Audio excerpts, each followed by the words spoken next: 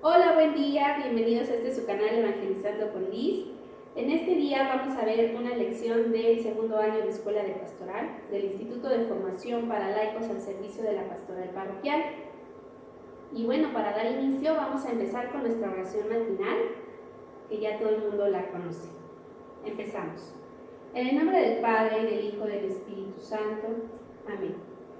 Señor Dios Padre Omnipotente, acepta esta asamblea eclesial, cuerpo místico de tu Hijo, nuestra cabeza. Recibe con agrado nuestra imperfecta actitud filial.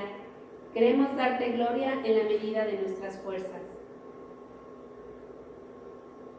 Cristo, Maestro y hermano nuestro, ven y santifica con tu presencia prometida nuestra reunión, expresión visible de nuestra unión invisible en ti. Únenos, enséñanos, guíanos, fórmanos, para que nos integremos en equipo apostólico como aquellos 12 primeros. Divino Espíritu, luz preclara, fuego abrasador, vuelve a realizar en nosotros tu iglesia con perenne Pentecostés, para que plenos de sabiduría, valor y entusiasmo, al salir de nuestra reunión, vayamos a derramar en nuestros ambientes tus dones, para gloria del Padre y salud de los hombres. Santa María, Madre de la Iglesia, siguiendo a Cristo nuestro hermano mayor, acudimos a ti buscando tu regazo, refugio de amor y escuela de apostolado. Forja en nosotros un corazón misionero, capaz de ilusionarse y de entregarse y de amar intensamente a Jesús y a todos los hombres. Amén. Ven, Espíritu Santo, llena los corazones de tus fieles y enciende en ellos el fuego de tu divino amor. Envía, Señor mío, tu divino Espíritu y se renovará la faz de la tierra. Oh Dios mío, que has instruido a tus fieles con la luz del Espíritu Santo, concédenos a través del mismo Espíritu que sintamos con alegría y que gocemos con rectitud de su divino consuelo. Por el mismo Jesucristo nuestro Señor, que es Dios y hombre verdadero, por los siglos de los siglos. Amén. En nombre del Padre, del Hijo y del Espíritu Santo. Amén. Comenzamos. Bueno, pues en esta ocasión vamos a ver la lección número 3 del segundo grado del Instituto de Formación para Laicos al Servicio de la Pastoral Parroquial, conocido comúnmente como Escuela de Pastoral. En esta lección número 3, que se llama Las Parábolas del Reino, vamos a conocer todas aquellas parábolas que nos hablan del reino de Dios, ¿no? Recordemos que las parábolas, como bien estudiamos en la lección número 1, son una forma de explicar algo a través de la experiencia o a través de personajes o a través de ciertos acontecimientos cotidianos, sobre todo aquello que no conocemos y que queremos dar a conocer a alguien, ¿no? De esta manera vemos que en Jesucristo nos habla en parábolas, no por, bueno, Él nos dice, ¿no? O sea, no es para todos, sí, pero también recordemos que nos habla en parábolas porque en aquel entonces el pueblo de Israel, el hombre, pues tenía ciertas limitaciones que ahora no tenemos, ¿no? Y bueno, pues así es como se van a ir manifestando. Especialmente esta lección vamos a seguir hablando sobre unas características del pueblo de la Antigua Alianza y el anuncio del reino, cómo Dios Jesucristo nos empieza a hablar acerca del reino de Dios, porque obviamente no lo conocían en aquel entonces, pues de alguna manera teníamos que conocerlo, ¿no? Y bueno, pues vamos a ver que en aquel entonces, recordando un poquito la época de Moisés, la época de cuando estaban en el desierto, ¿se acuerdan que les comenté de que Dios Padre estaba siempre presente allí? Había una nubecita en la tienda y Él era quien los guiaba hacia donde tenían que ir. Vemos que Moisés era el gran intercesor y era el único personaje del Antiguo Testamento que pudo hablar o comunicarse con Dios de una manera voluntaria y que Dios lo escuchaba, ¿no? A esa forma de gobierno, porque en aquel entonces pues quien gobernaba el pueblo de la antigua alianza pues era Yahvé mismo, y bueno pues a través de Moisés, que era su principal caudillo, entonces podíamos ver esa manifestación y el pueblo podía saber y entender qué era lo que Dios les manifestaba. A esta forma de gobierno pues era conocida como gobierno teocrático, que quiere decir que teocrático viene de la palabra griega theos, que significa Dios, y kratos, que significa poder o gobierno. Específicamente, bueno, el rey que tanto le pedía el pueblo de Israel a Samuel, su sacerdote, y mismo que pues Samuel le pide a Yahvé, pues es el rey David. Este rey, que bueno, todo el mundo lo conocemos, puesto que es el más famoso y es el que más aceptó a Dios, tanto en su persona como Dios a él, pues tiene características muy importantes, prefiguras de Cristo, y aparte pues también funge una tarea muy importante dentro del pueblo, ¿no? En esta historia. También vemos que por su calidad de ser humano, pues es el más aceptable del pueblo, o sea, lo amó muchísimo y más o menos su reinado duró aproximadamente unos 40-45 años y pues trajo mucha abundancia al pueblo, ganó muchísimas guerras y fue un excelente guerrero y un excelente rey, hasta que, bueno, pues como todos sabemos que cometió su gran pecado de desear la mujer de su prójimo y esto pues le trajo mucha perdición a su alma. Sin embargo, reconoce su falta y pide perdón a Dios y vuelve a acercarse a Yahvé. Por ejemplo, una característica muy importante que hace este rey famoso, pues es de que la mayoría de los salmos que tenemos contenidos en nuestras Sagradas Escrituras fueron hechas por él. Él tenía estos dotes estas cualidades artísticas también, tocaba instrumentos y bueno, pues él compuso muchos salmos de los que están contenidos en la Biblia. También refirieron el futuro bien de Israel, o sea, que decir que hubo mucha abundancia durante su reinado, todo con la ayuda de Dios, porque él siempre ponía primero a Dios antes que a sí mismo, antes que a sus necesidades, que a sus placeres, y bueno, pues esto le trajo grandes bendiciones, no solamente para él, sino para el pueblo, ¿no? Y fue un rey muy reconocido en los pueblos aledaños y lo respetaban, ¿no? También por estas mismas cualidades.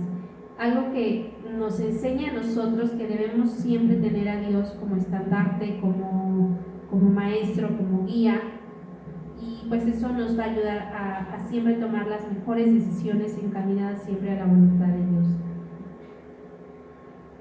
También se considera que David, el rey David, pues fue un gran profeta y también muchos pensaban que él era ese guerrero, ese rey que tanto deseaban. Sin embargo, él mismo sabía que no era él y pues él decía, o sea, sí, pero habrá otro que venga después de mí, yo no soy, ¿no? Entonces, a partir de él empiezan muchas profecías más acerca de la descendencia, ¿no? Se empiezan las profecías de que de su descendencia va a venir el Mesías. Entonces vemos que pues es un pilar fuerte dentro de la historia del pueblo y pues es así, ¿no? O sea, el pueblo realmente, el pueblo original que vivió durante el reinado de David, pues es el que se considera como que el pueblo fiel, y por eso se dice que de su descendencia nacerá el gran Mesías, porque Dios hizo la promesa con David que de su descendencia llegaría este Mesías. Entonces, pues esta promesa fue hecha y fue concretada, pues, puesto que José y María provienen del estirpe de David. Sus familias vienen originarias de esta parte, por lo tanto, pues por eso se dice que Jesucristo pues desciende de la realeza, ¿no? De la realeza de este maravilloso rey que tuvo Israel.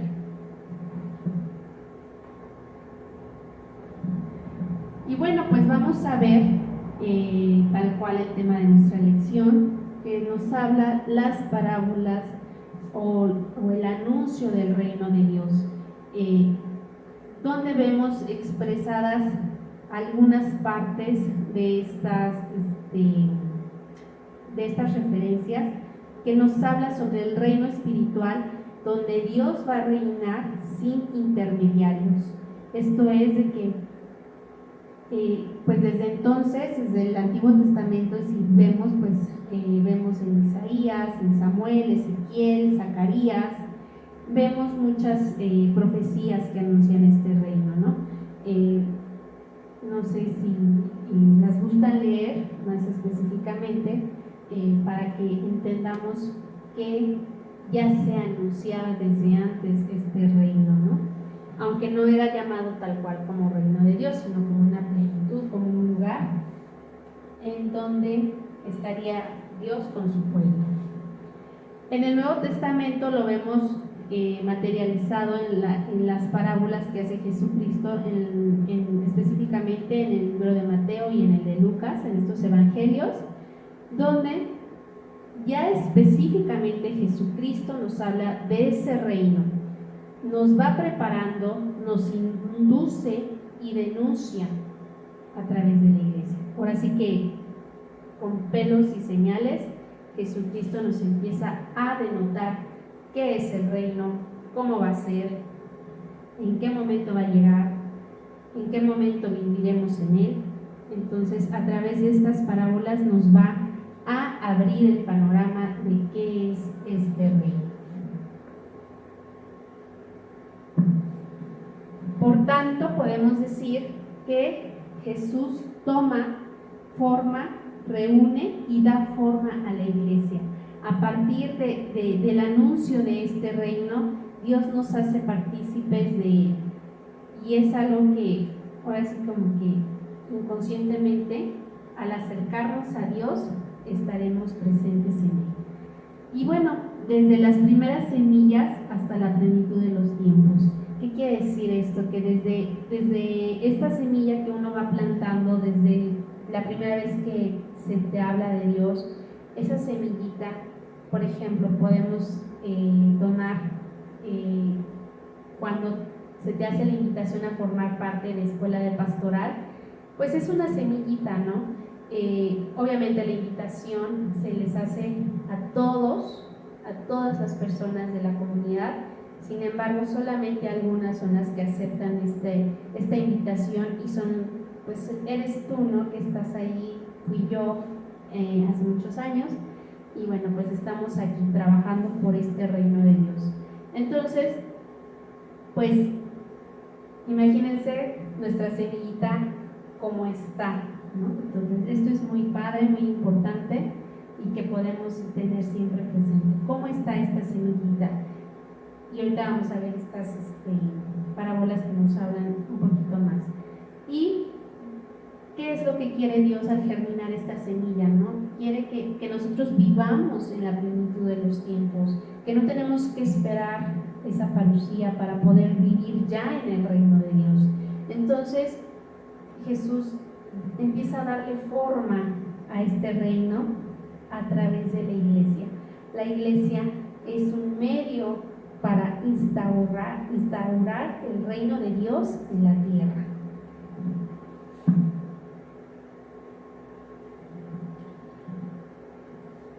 Y después pues vemos el llamado a ser parte de la iglesia. Recordemos que bueno, la iglesia somos todos nosotros, los cristianos bautizados, que creemos en Jesucristo.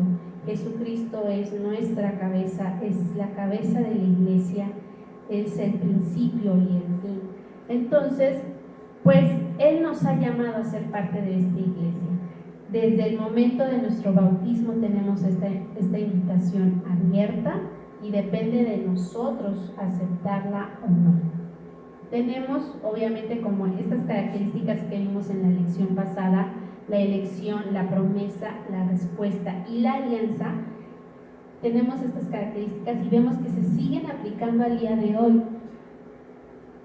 Por ejemplo, la elección, pues obviamente Dios nos escoge porque desde que nos pensó, desde que nos imaginó y nos dio vida, ya somos elegidos por Dios. Él confía en nosotros y sabe lo mejor que podemos dar de nosotros. Entonces, basada en esta elección, también acuérdense que está la libertad del hombre en decidir, sabes que sí o sabes que no, lo quiero, no es mi momento, tengo otras cosas que hacer, luego, ¿no? Entonces hay una libertad de concesión de gracia para la conversión. En esta elección Dios te da la oportunidad, te da la mano para que tú aceptes el acercarte a Él, el acercarte a su iglesia, a formar parte de Él. Muchas veces nos quejamos de todo lo que podamos quejarnos, de la vida, de la existencia, los sufrimientos, dolores, etc. Pero no vemos que detrás de esos acontecimientos en nuestras vidas, en verdad está la invitación constante del Señor a poder estar aquí presentes con Él. No es lo mismo sufrir con Dios que sufrir sin Dios, ¿no? Después viene la promesa, aquella promesa en la cual, pues, por ejemplo, ¿no? Se me ocurre que cuando tú aceptas seguir a Cristo y Él dice, te voy a hacer pescador de hombres, ¿no? Nada más un ejemplo, pero vemos que la promesa es este elemento espiritual que induce a la salvación, a la liberación y a la eterna felicidad. ¿Qué quiere decir esto? Que en el momento que nosotros demos ese sí nos va a dar muchísimas cosas, muchísimas bendiciones, serán derramadas sobre nosotros múltiples gracias y podemos tener muchísimas cosas que nos harán ser felices. Es aquí donde nosotros podemos encontrar la felicidad eterna, basada en el amor de Dios, no en la materialidad del hombre. Después tenemos la respuesta, que sucede cuando el hombre acepta la invitación y se convierte. Hay algo que debería de ir junto. Sin embargo, pues hemos tenido muchas posibilidades de ver que en verdad no siempre es así, sino, por ejemplo, cuando Dios me invita a servir a la iglesia, cuando recibimos nuestra cruz que nos dice, Lisbeth, la iglesia te llama a dar servicio. Esa invitación no nada más es decir, sí quiero, órale. O sea, no, es sí, iré y lo daré. ¿Qué quiere decir? Que no nada más la acepto, sino que me comprometo ¿A qué te comprometes? Primeramente te comprometes a cambiar tu forma de vida, a normarte bajo la ley de Dios, a delimitarte siempre por el amor a Cristo. Y eso es lo que necesitas para seguir en ese camino. Muchos dicen que la conversión es decir, ¿sabes qué? Sí, yo voy a seguir a Cristo y pase lo que pase. Pero a la primera de cambios todo pasa y lo primero que hacemos es darle la espalda a Cristo. Esto no quiere Dios de nosotros. El camino de conversión es un camino bastante incierto, lleno de tropiezos, de crisis de fe, y sin embargo no dura un momento, dura toda la vida.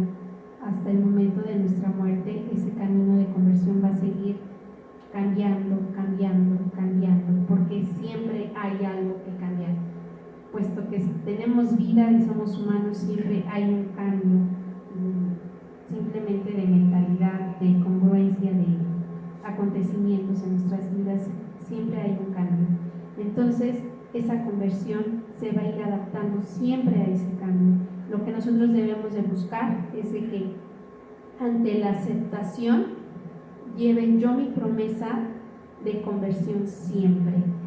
Y es dejarme del hombre viejo para vestirme del hombre nuevo, aquel hombre que sea agradable ante los ojos de Dios, que sea agradable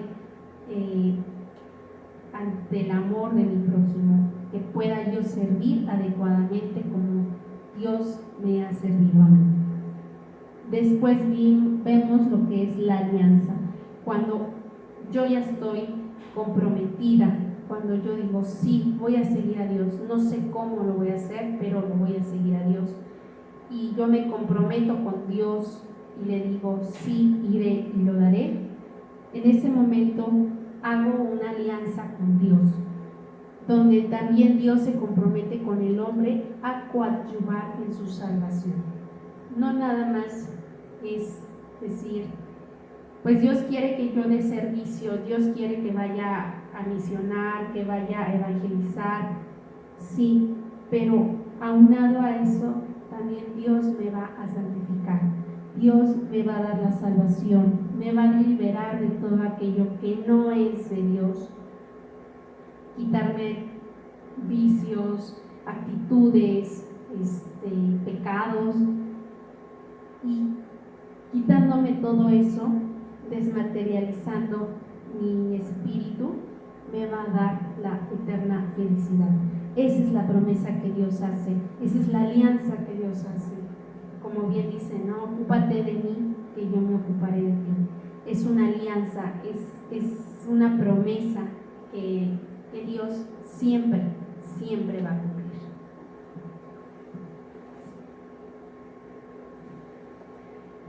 Y bueno, vamos a ver que esta alianza que hace Dios hacia con el hombre, pues tiene una relación siempre. Dios trabaja en la salvación del hombre. ¿Qué quiere decir esto? Que Dios nos va a proporcionar todos los medios de salvación y nos va a dar los elementos necesarios para que yo pueda salvarme adecuadamente. Prueba más grande de eso tenemos a Jesucristo. Mandó a su Hijo único a que padeciera, muriera y derramara su bendita sangre por nosotros.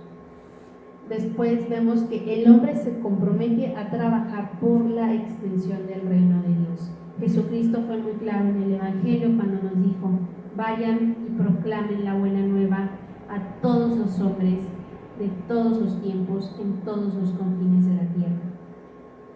Algo muy sencillo, pero una tarea muy ardua. Y al trabajar de esta manera vamos a extender el reino de Dios. ¿Qué quiere decir esto? Que vamos a dar a conocer y vamos a hacer partícipes a todas las personas de esta gran noticia, de que en verdad puedes encontrar la felicidad de Dios en tu vida solamente abriéndote a conocerlo. Ya después de lo demás, Dios se encarga.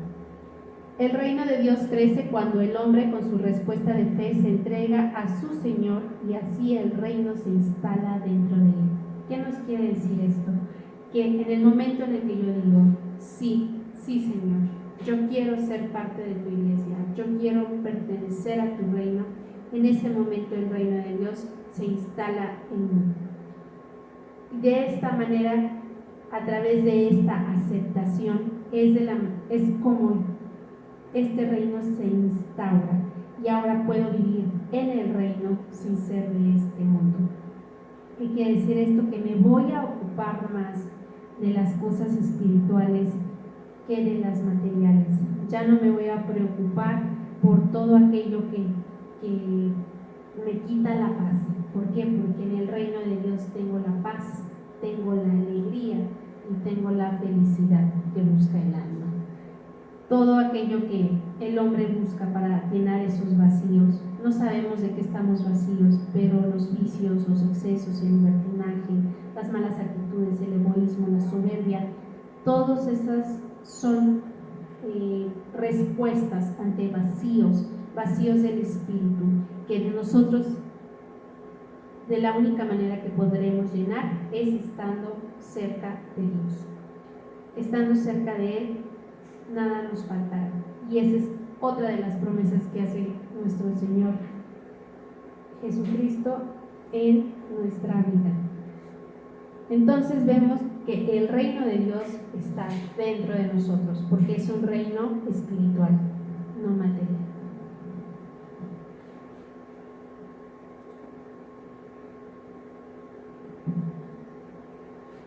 Y vemos que este reino pues tiene una característica muy importante, que es la presencia de Cristo.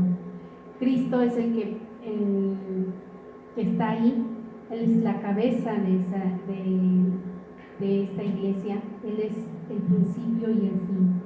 Y cuando nosotros estamos en este reino, nosotros ya no nos pertenecemos a nosotros mismos, le pertenecemos a Él por voluntad propia, porque nosotros accedimos, nosotros dijimos que sí, y nadie nos quita de ese reino más que nosotros mismos.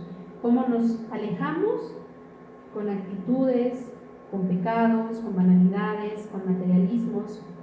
De esa manera nosotros vamos alejándonos poco a poco, pero Dios es tan misericordioso que nos espera de vuelta.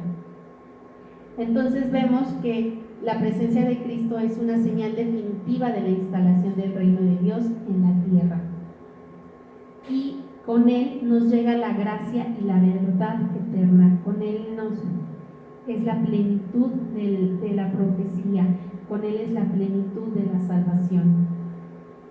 Y bueno, y de esta manera, a través de la iglesia, empieza a instruir lo que es el reino. A través de ciertas parábolas, y bueno, no hay muchos pasajes de los evangelios, vemos que Dios se reconoce a sí mismo como rey, ¿no? Incluso nada más hay dos pasajes donde reconoce Jesucristo que su reino no es de este mundo y que en verdad Él es rey. Ahorita los vamos a ver.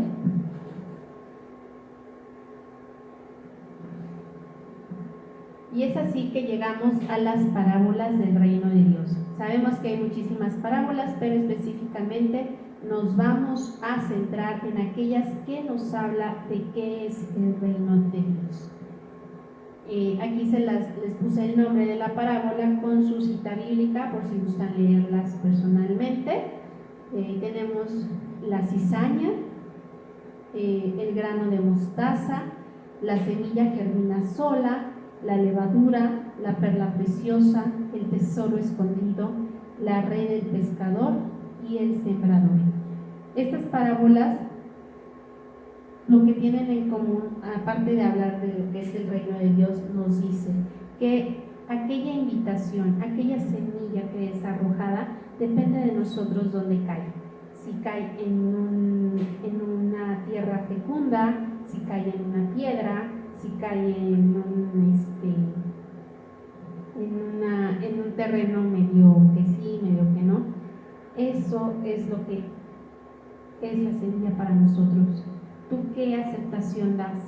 ¿Tú qué concepto tienes del reino de Dios? ¿En verdad vives el reino de Dios? Quédate con estas preguntas y reflexiona si alguna de ellas te hace reflexionar qué ha pasado en tu vida personalmente acerca de esta invitación que Dios te hace.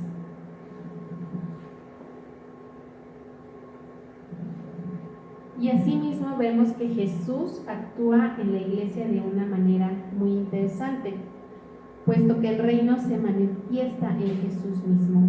Aquí, como les comentaba, ¿no? Cuando Poncio Pilato le pregunta a Jesús directamente, ¿con que tú eres rey? Y él dice, sí, soy rey. ¿Y dónde está tu reino? ¿No? Y pues él le dice, pues mi reino no es de este mundo. Él se reconoce a sí mismo como rey y se reconoce que su reino no es de este mundo. El servicio hace posible que exista la comunidad eclesial. Algo que hemos escuchado en primero y en el primer grado en la iglesia es el servicio. Ese servicio que nos da mucho miedo, nos da mucha flojera, nos pesa demasiado porque hay 1000 pretextos antes que decir sí, voy a hacer lo posible por servir a Dios y a su iglesia. De esta manera, a través del servicio, nosotros podemos formar una comunidad. Cuando nos unimos en una kermés para un fin, cuando nos reunimos ante un evento para, no sé, algo que se necesite, cuando nos vamos de misiones, o sea, esta comunidad, esta organización que tenemos para este fin nos hace ser comunidad eclesial, nos hace el hecho simplemente que podamos servirnos los unos a los otros sin ningún fin material. Este servicio es un servicio de amor, no esperamos nada a cambio, sin embargo lo damos con mucho amor, y así debe de ser siempre nuestro servicio, no importa cuál sea, si te toca barrer o te toca dar la liturgia de la palabra o la celebración de la palabra, no importa, tu servicio vale lo mismo para Dios. ¿Y qué es lo que tenemos que hacer? Pues hacerlo como si Dios estuviera presente ahí. Y en verdad está presente ahí. Entre tú y yo está presente Jesús. No está mi compañera, no está mi hermana. O sea, antes de que tenga a la persona más próxima a mí, está Jesús. Y yo lo voy a servir como Él se merece. Como un rey, como mi Salvador, como mi Dios. Entonces, teniendo esta clave en el servicio, nosotros podemos ver que efectivamente el servicio nos santifica, nos va llenando de esas bendiciones y esas gracias. Y todo lo que tú hagas por el Señor, Dios lo hará por ti. Ahora, ¿tú qué quieres que haga Dios por ti? Piensa. Después vemos que a través de la pasión, muerte y resurrección de Jesucristo se va enriqueciendo la iglesia. ¿Qué quiere decir esto? Que también son acontecimientos parteaguas en nuestra fe, puesto que simplemente en la pasión, en el derramamiento de la sangre del Cordero, pues son expiados todos nuestros pecados. Ella pagó por mí, por los pecados de mis hijos, de mis bisnietos, tataranietos y las generaciones que van aún más allá de mí. Ya pagó con su sangre, pero ahora yo que le retribuyo a Él por haber pagado esa sangre.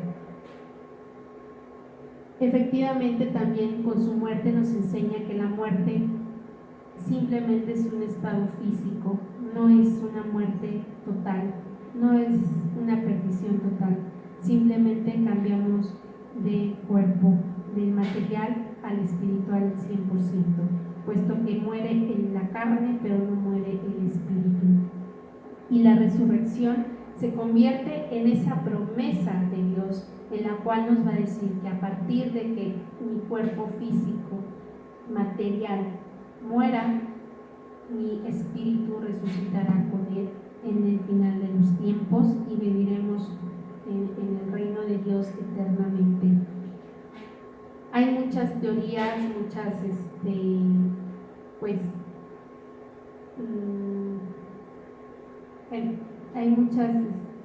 opiniones acerca de cómo va a ser esta resurrección. Las que tenemos reflejadas en las Sagradas Escrituras, en el Apocalipsis y en el Evangelio de Juan, nos hablan de que vamos a ser resucitados en la gloria de nuestra vida. ¿Qué quiere decir esto? Que, por ejemplo, si yo muero de 95 años y obviamente mi cuerpo está totalmente desgastado, va a haber una resurrección de los cuerpos en mi mejor momento, en la plenitud de mi vida. A lo mejor esa fue a los 20 años, ¿no? Podría yo imaginarlo, pero pues esa es una promesa.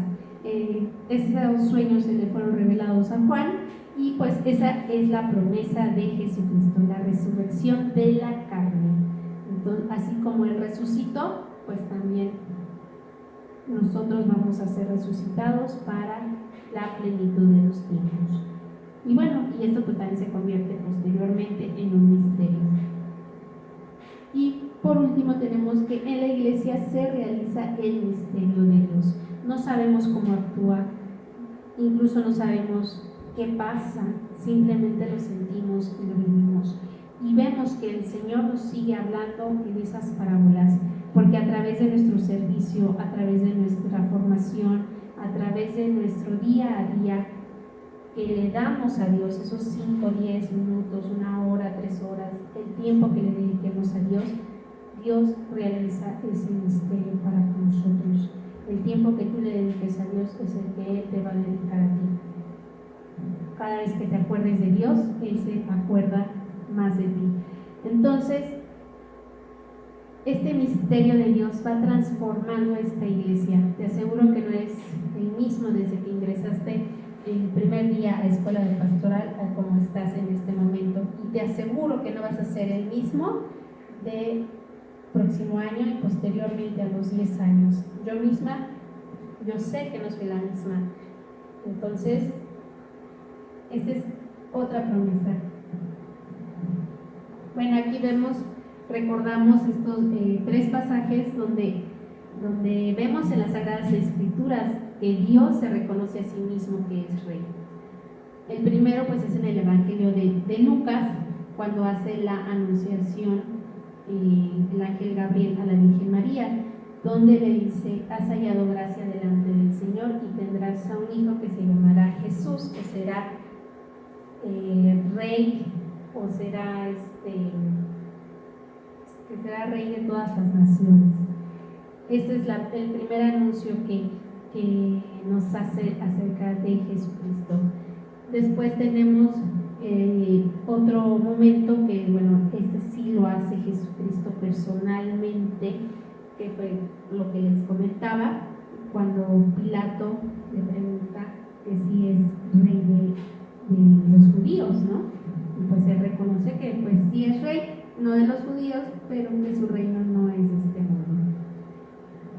Y el tercer pasaje bíblico lo encontramos en el libro del Apocalipsis, donde ya Juan nos narra la instauración del reino con su esposa, la iglesia, donde nos dice que ve a Jesucristo esplendoroso y a toda su iglesia a su alrededor. Recordemos que la iglesia es considerada la esposa de Jesucristo.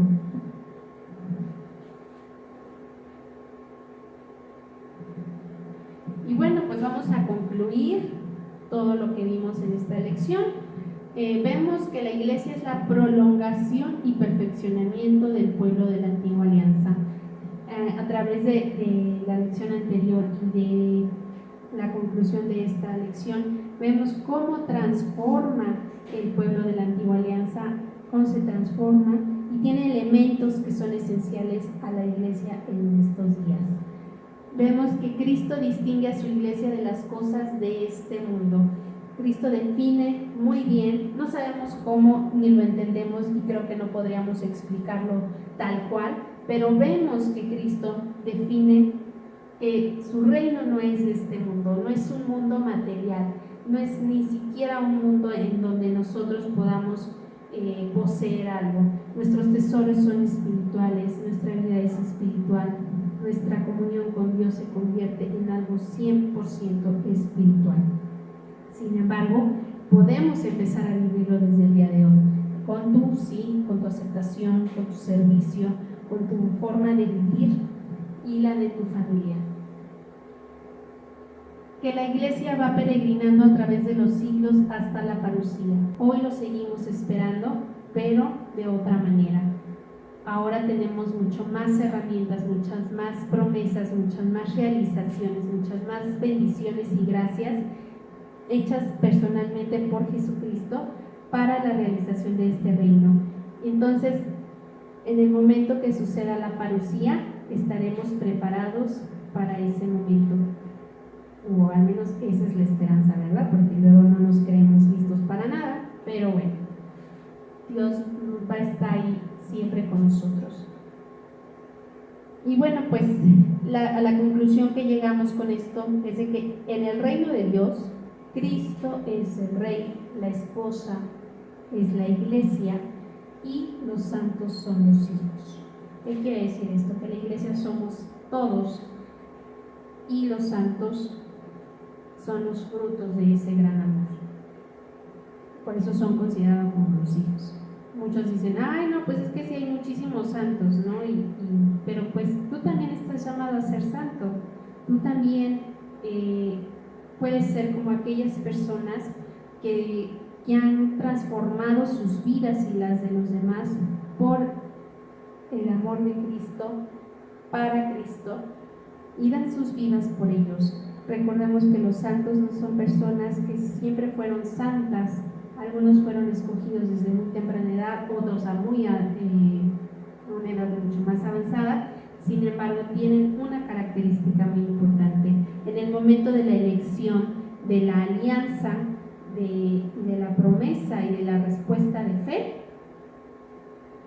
se entregaron completamente y dijeron sí, con sí firme, a pesar de las tribulaciones, de las enfermedades, de los problemas que les acontecieron a lo largo de las vidas.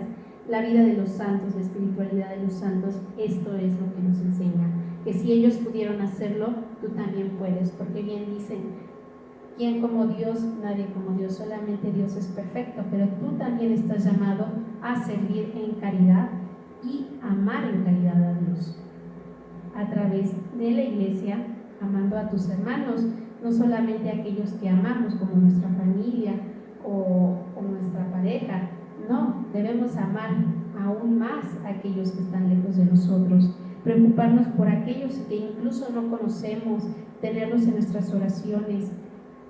Tú no te preocupes, Dios siempre se vale de todos nosotros para cuidarnos a todos nosotros.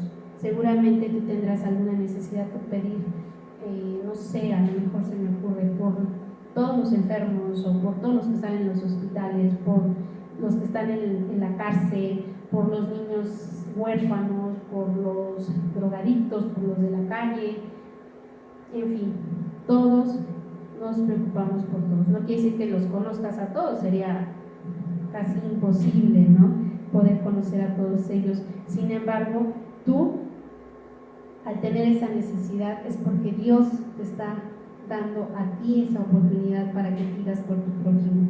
Y de esta manera es que Dios se preocupa por todos, y así es como se va el reino de Dios manifestando, transformando y santificando.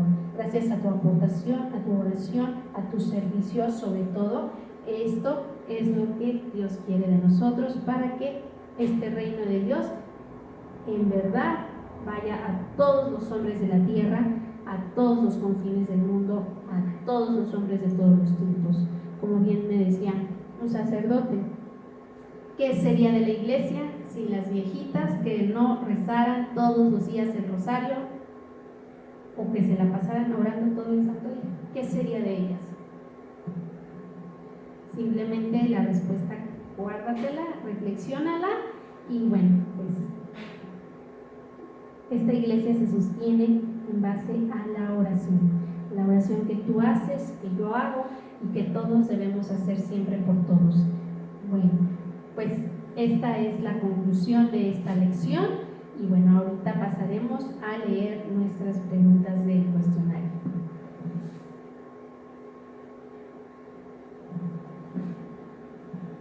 Pregunta número 1. Explica brevemente cómo se relaciona el pueblo de la antigua alianza con el pueblo de la nueva alianza, y por qué decimos que aquel es el antecedente de la iglesia y la iglesia. Aquí lo que tenemos que responder es qué características estuvieron presentes en el pueblo de la antigua alianza que podemos seguir teniendo en esta nueva iglesia, ¿no?, que instaurada por Jesús. Entonces, eso es lo que debemos de contestar. Después, pregunta número 2. ¿Qué es para ti el reino de Dios o el reino de los cielos? ¿Cómo tú podrías explicar este reino? ¿Qué te inspira? ¿Qué te da? Pregunta número 3. De las diferentes parábolas que contiene tu lección, ¿cuál te pareció más ilustrativa de lo que es la iglesia y por qué? Pues aquí en la lección nos explica cada parábola, nos las dice, entonces podemos definir cuál es la que más nos llama y decir por qué. Pregunta número 4. ¿Quién realiza el misterio de la iglesia? Esto es más que evidente, porque acordémonos quién es quien nos provee el misterio dentro de él, ¿no? Entonces, no les voy a dar pistas porque creo que ya les quedó muy claro, ¿verdad? Y bueno, pregunta número 5. ¿Quién realiza la historia en la iglesia? Esta también pues ya la hemos observado perfectamente bien. Y bueno, vemos que esta lección es complemento de la anterior, ¿no?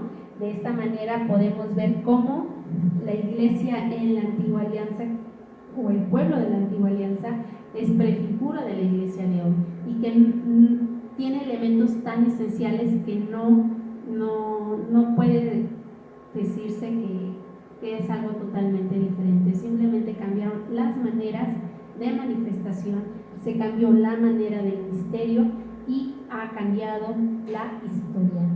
Entonces, pues esto es esta lección. Les agradezco mucho que hayan tenido el tiempo de escucharme y bueno, pues si tienen dudas, preguntas, bueno, no olviden dejarlas en sus comentarios, trataré en la manera de lo posible poder responderlas. Y pues muchas gracias, que Dios los bendiga y que puedan llevarse de esta lección lo que Dios quiera para ustedes. Les dejo un abrazo y